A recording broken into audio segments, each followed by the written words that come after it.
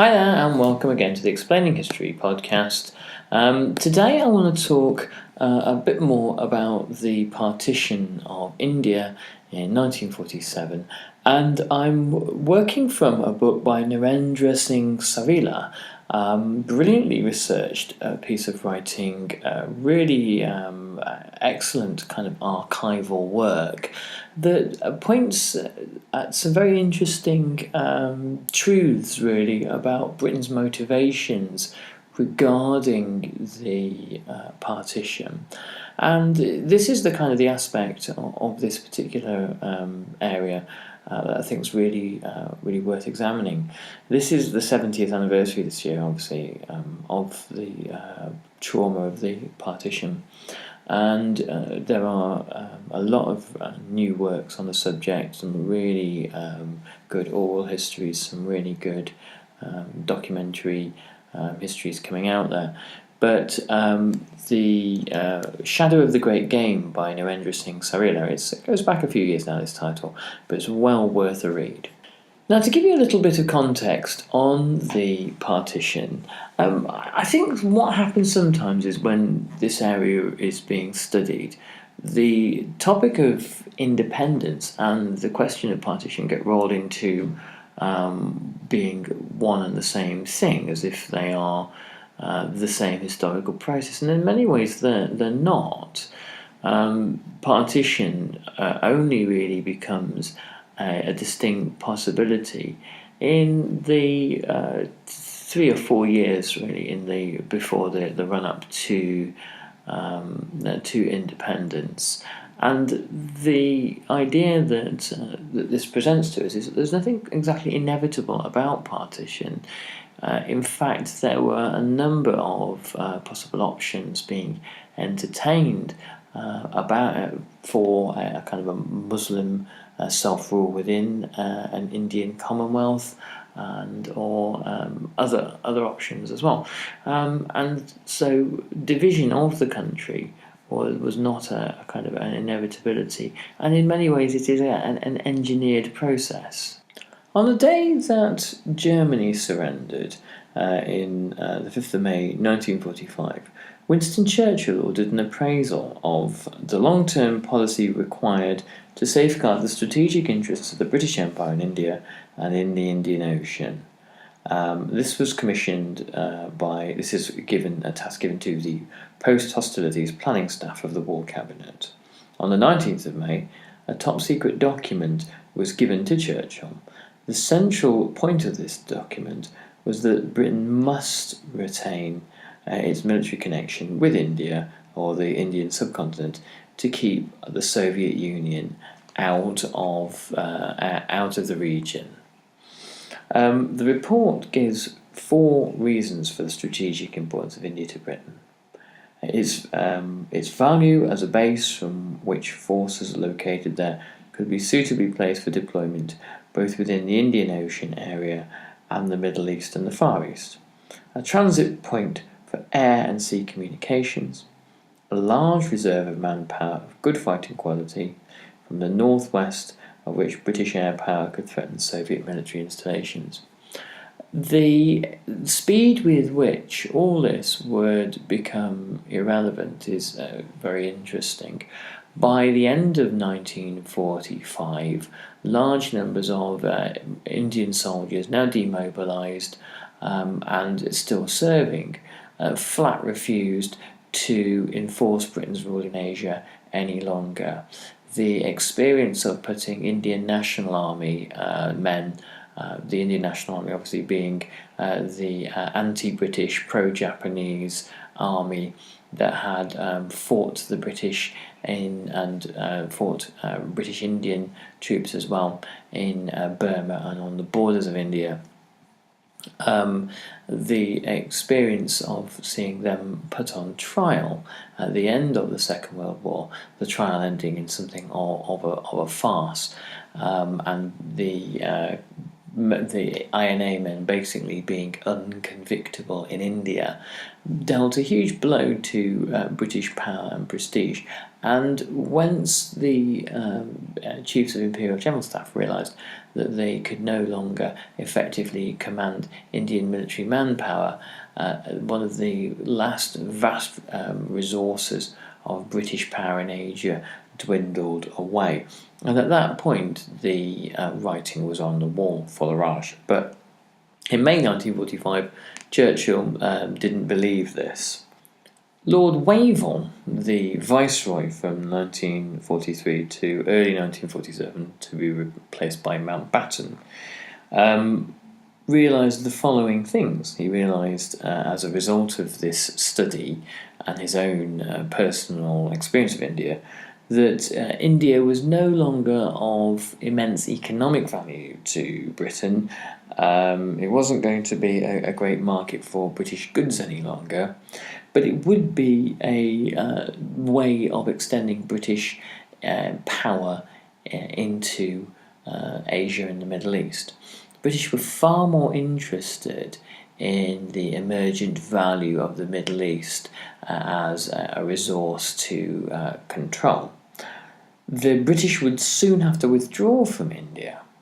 Britain didn't have the political or military power to stay in India, and the rule of India would doubtless be passed over to the Congress Party and its leadership. They were unlikely to cooperate with the British. They were unlikely to become allies in security or intelligence or in foreign policy.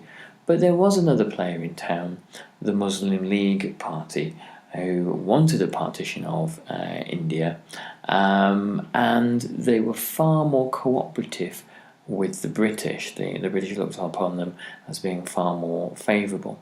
The Muslim League wanting a partition of India and the Congress not wanting it meant that it was possible, in the eyes of some British military planners, for the creation of a new state where the British could still maintain a foothold. The breach to be caused in Britain's capacity to defend the Middle East and the Indian Ocean could be plugged if, for example, the Muslim League were to succeed in separating India's strategic northwest from the rest of the country. This was entirely possible and a realisable goal, considering that Linlithgow, who was the viceroy at the start of the Second World War, had built strong ties with Muhammad Ali Jinnah, the leader of the Muslim League, during the Second World War. Wavell discussed this with Churchill in March 1945, and in his diary, Wavell notes that Churchill had already contemplated the possibility of dividing India. This discussion also chimed, this possibility in Churchill's mind also chimed with the things that Wavell had come to believe. And all of these calculations and plans were informed by the perceived threat of the Soviet Union.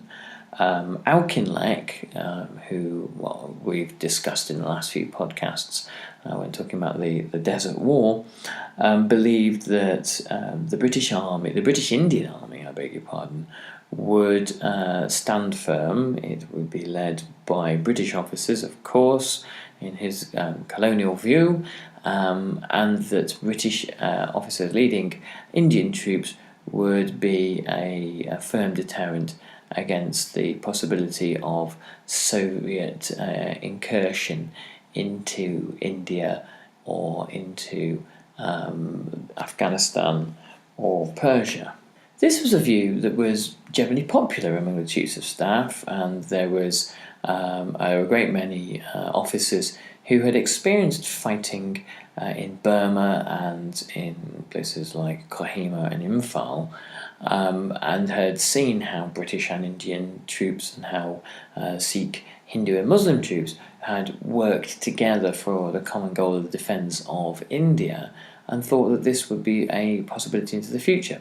But the reality, of course, was that the priorities of a future independent India would not be set by the British. They would be set by a new Congress government, one led by Nehru, who had at least sympathies towards the Soviet Union, if not even the overtures of the possibility of some kind of alliance or understanding between the two powers. This again would take the Army of India out of its traditional imperial role of imperial, or in this case Commonwealth, defence. All of this made the possibility of a new state of Pakistan more enticing to the British government, and when Churchill was defeated in the 1945 general election and replaced by a Labour government, there was no particular change in these sorts of enthusiasms. It's a real mistake to think of the Labour government of 1945 as being the kind of socialist administration that would have been enthusiastic about decolonisation. Far from it. By 1947 and 1948, plans were being drawn up for the remainder of the empire, particularly Malaya, to develop them in ways in which had been last conceived of under the era of Joseph Chamberlain. That there would be a substantial investment in empire and hopefully a kind of development of new infrastructure and new industry in the remainder of the empire, which would eventually create wealth for the empire, and particularly for a cash-strapped post-war Britain. In Narendra Singh Sarila's book, In the Shadow of the Great Game, he writes, by early 1947, the British Chiefs of Staff had become enthusiastic proponents of Pakistan that would cooperate with Britain in military matters. On the 12th of May, 1947, General Leslie Hollis wrote to Prime Minister Clement Attlee, highlighting the views of the Chiefs of Staff who wanted to, in inverted commas, deal with Western India. First of all, from the strategic point of view, there are overwhelming arguments in favour of a Western Pakistan remaining in the Commonwealth, maintaining defence ties with Britain. He makes the following points to buttress his views. Firstly, we should obtain important strategic facilities such as the port of Karachi and air bases in northwest India and the support of Muslim manpower. Secondly, we should be able to ensure the continued independence and integrity of Afghanistan. That was a key concern about the integrity of Afghanistan, owing to the possibility of it becoming a Soviet satellite, as it later does. Point 3. We should increase our prestige and improve our position throughout the Muslim world and demonstrate the assistance Pakistan would receive the advantages of links with the British Commonwealth.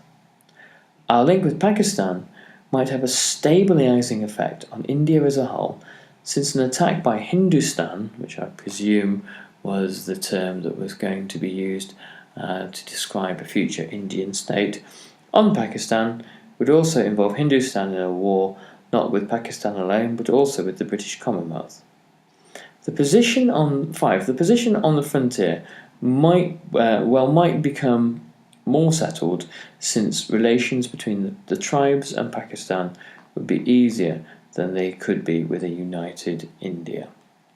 So there were lots and lots of reasons, lots and lots of strategic reasons why the British would want to create a separate Muslim state out of the Indian Empire, and for it to help serve Britain's wider strategic purposes.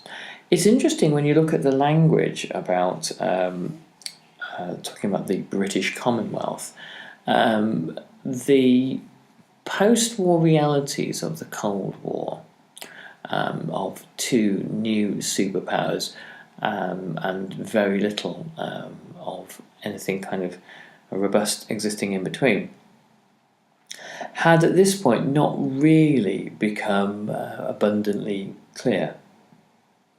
The idea of a Commonwealth as a kind of a global polity, and a particularly kind of robust one, that would come to the defence, a sort of like a minor United Nations, if you will, or a minor League of Nations, would come to each other's defence if threatened.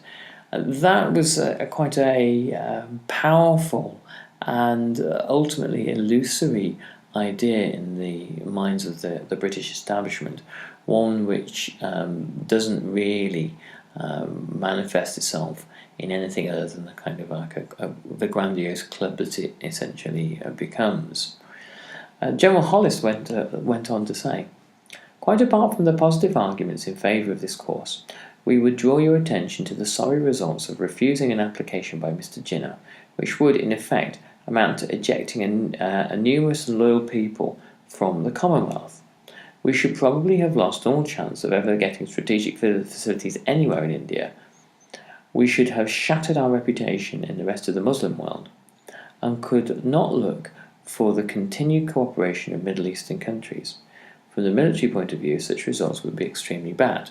So Hollis is saying, really, well, India's kind of lost anyway, and so if we don't help for the establishment of a state of Pakistan, and we don't listen to what Muhammad Ali Jinnah has to say, then we will lose our reputation across the Muslim world.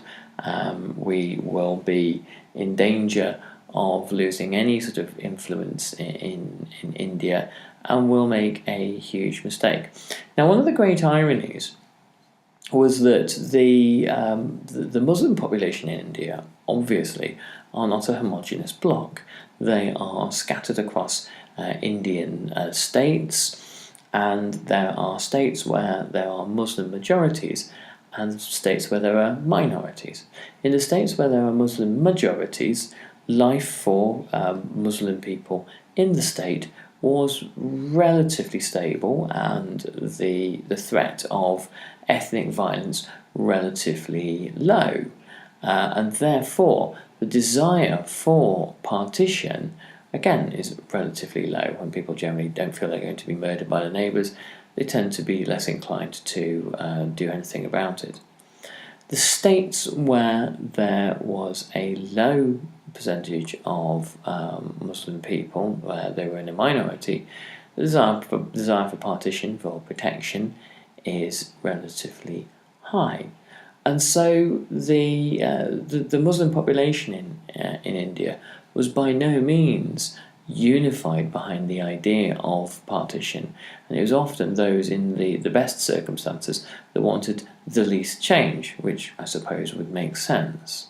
And the way in which British generals and mandarins speak about the Muslim peoples of the Middle East and the Muslim peoples of India, again, this smacks of this typical European kind of Orientalism.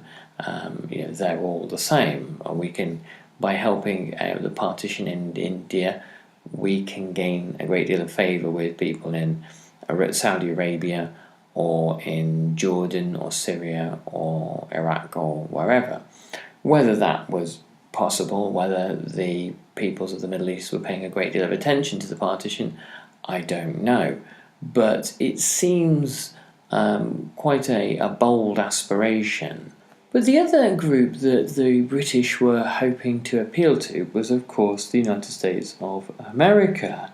American diplomats in India were courted by British governors, and Americans in London and Brits in Washington spoke of the need to use Pakistan as part of the kind of cordon sanitaire around the Soviet Union.